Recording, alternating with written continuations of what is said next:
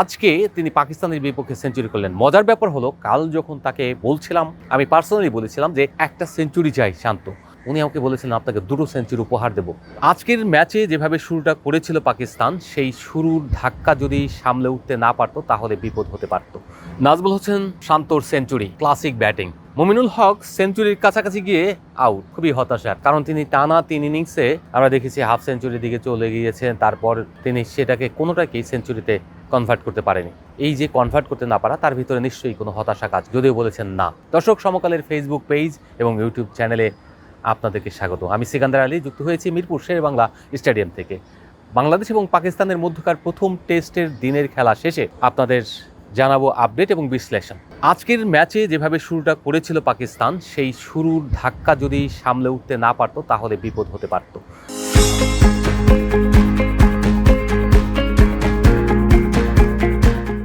প্রথমত এই কন্ডিশনটা পাকিস্তান বসতে একটু হয়তো ভুল করেছে, যে কারণে তারা টসে জিতে ফিল্ডিং নিয়েছে। আর এই ফিল্ডিং নেওয়াটাই তাদের জন্য হয়তো এই টেস্টে পরাজয়ের স্বর্ণাক্ষরে পরাজয় লেখা হয়ে গিয়েছে। কেন পরাজয় লেখা হয়ে গিয়েছে, সেটা কেন বলছি, এই মাত্র প্রথম দিনের এক খেলা শেষ করার পর। কারণ হচ্ছে, বাংলাদেশ যখন পাকিস্তানকে পুরো 85 ওভার ফিল্ডিং করিয়েছে এবং এখানে বোলিং করিয়েছে, এই যে করানো এবং যে পরিমাণে তাপ ছিল, এখানে গরম ছিল, সেই গরমে প্রত্যেকটা প্লেয়ার ক্লান্ত হয়ে গিয়েছেন। নাজমুল হোসেন শান্ত এবং মুমিনুল হক যেভাবে 170 রানের জুটি করেছেন, সেটা হলো তাদের কৃতিত্ব। কারণ এই গরমের মধ্যেও তারা তাদের সেন্সটাকে ঠিক রেখে তাদের ফোকাসটা কখনোই নড়তে দেননি এবং টানা খেলে গিয়েছেন। যখন নাজমুল হোসেন শান্ত পরে শুরু করেছেন, সেখান থেকে সবার আগে মুমিনুলের আগে 90 ওয়াট পার করেছেন, তারপর সেঞ্চুরিতে গিয়েছেন। সেঞ্চুরি করার পরের বলে তিনি আউট হয়েছেন। এটা হয়তো হতাশার।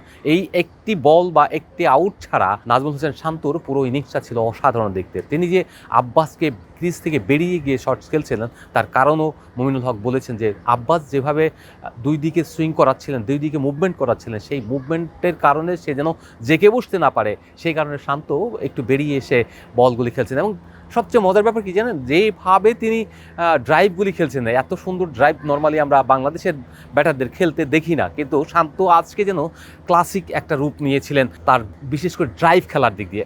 যে শটে তিনি সেঞ্চুরি করেছেন সেটা হয়তো কাভার ড্রাইভ ছিল, কিন্তু যে শট দিয়ে একেবারে মিডিয়া প্রান্তে, আমরা যেটা বলি প্রেস বক্স প্রান্ত, সেই প্রেস বক্স প্রান্তের সাইড স্ক্রিনে যে বলটা আশ্রে ফেললেন, সেটা ছিল অসাধারণ দিক। এই যে ক্লাসিক শটগুলো, এগুলিই হচ্ছে ক্রিকেটের টেস্টের সবচেয়ে বিউটি এবং বিনোদন। দর্শক যারা এসেছিলেন, কয়েক হাজার দর্শক উপস্থিত ছিল আজকে।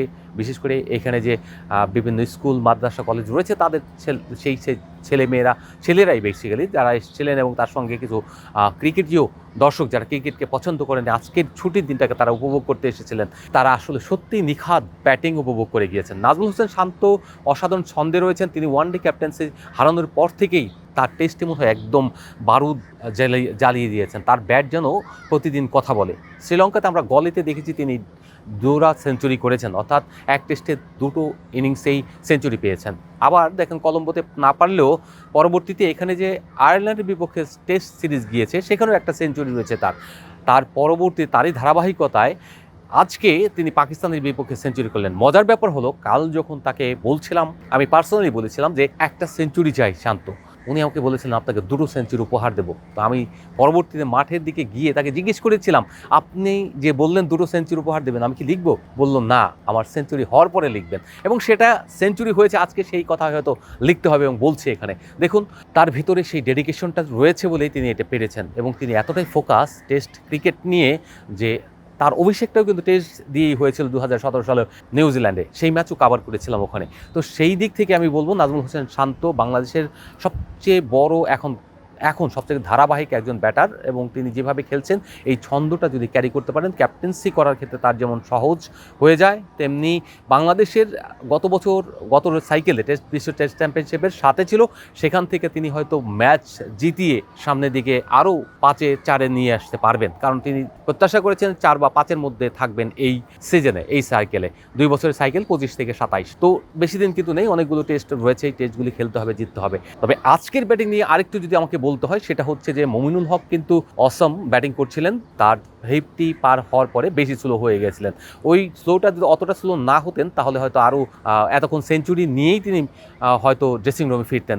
আনফর্চুনেটলি তিনি যেটা বলেছেন, তিনি আসলে সেঞ্চুরির জন্য নয় বা বিগ শটের জন্য পরিকল্পনা করে খেলেননি। তিনি সেশন ধরে ধরে 4 থেকে 5টি সেশন পার করার তার পরিকল্পনা ছিল। তাহলে তার অর্থ হলো পুরোটাই তার দলীয় পরিকল্পনা। অর্থাৎ তিনি যদি উইকেটে লম্বা সময় থাকতে পারেন, তাহলে তার যে সহতীর্থ রয়েছে বা তার সঙ্গে যারা জুটি বাঁধবেন, তারা কিন্তু তাকে অনেক বেশি ফ্লেক্সিবল জায়গা থেকে ব্যাটিং করতে পারবেন। সেই সুযোগটা তিনি হয়তো অন্যদেরকে করে দিচ্ছেন, কিন্তু নিজের ইনিংসটাও যে মাঝে মধ্যে ছোট হয়ে যাচ্ছে, নিজেও যে ফেল করে যাচ্ছেন, সেই জায়গা থেকে যে তিনি এটা অনুধাবন করতে পারেন, তাহলে হয়তো তার এই যে 90-এর ইনিংস কিংবা 80-র ইনিংসগুলো 100-তে কনভার্ট করা খুব সহজ হবে এবং কোনোটা হয়তো 200-তে নিয়ে যেতে পারবেন। সেই জায়গা থেকে আশা করি মমিনুল একটা ভালো উপলব্ধি করেছেন আজকে, এবং সেই জায়গাটা হয়তো পরবর্তীতে যদি এরকম ইনিংস আসে, সেটাকে তিনি সেঞ্চুরিতে রূপ দেবেন, যেমন শান্ত দিতে পারেন। একইভাবে মুশফিকুর রহিমের কথা বলতে হবে। মুশফিক খুব ভালো শেষ করেছেন।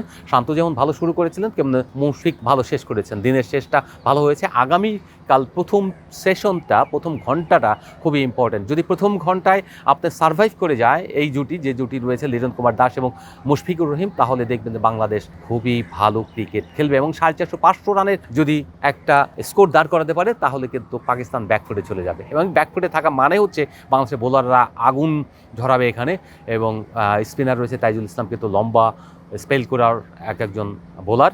তার যে 150টা টেস্ট খেলার উপরে হয়ে গেছে, তিনি তার অভিজ্ঞতাগুলি নিগড়ে দিবেন। এবং মেহেদী হাসান মিরাজ, তাকে আমরা দেখেছি কোনোভাবেই হাল ছাড়েন না। তবে স্পিন বলেন, পেস বলেন, দুই বিভাগ দিয়ে বাংলাদেশ ভালো করবে, কারণ উইকেটের একটু পরিবর্তন হওয়া শুরু করেছে। তো সেটা ডেফিনেটলি আব্বাস বলে গিয়েছেন, এটা একটা ক্রিকেট উইকেট, অর্থাৎ স্পোর্টিং উইকেট আমরা যেটা বলে থাকি। এই উইকেটে যারাই চাইবে ভালো ক্রিকেট খেলতে পারবে, ব্যাটার অথবা বোলার, সবার জন্যই সুবিধা রয়েছে। তবে কে কত সুন্দর ডেলিভারি দিতে পারছে, দ্যাট ইজ ইম্পর্টেন্ট। বাংলাদেশ ভালো ব্যাটিং ডেলিভারি দিয়েছে, বাংলাদেশ এই জন্য 300 পার করেছে। আর কাল যদি বাংলাদেশ বোলিং ডেলিভারি ভালো দিতে পারে, তাহলে পাকিস্তানকে কম রান আটকে দেওয়া সম্ভব হবে। ধন্যবাদ, আবার দেখা হবে।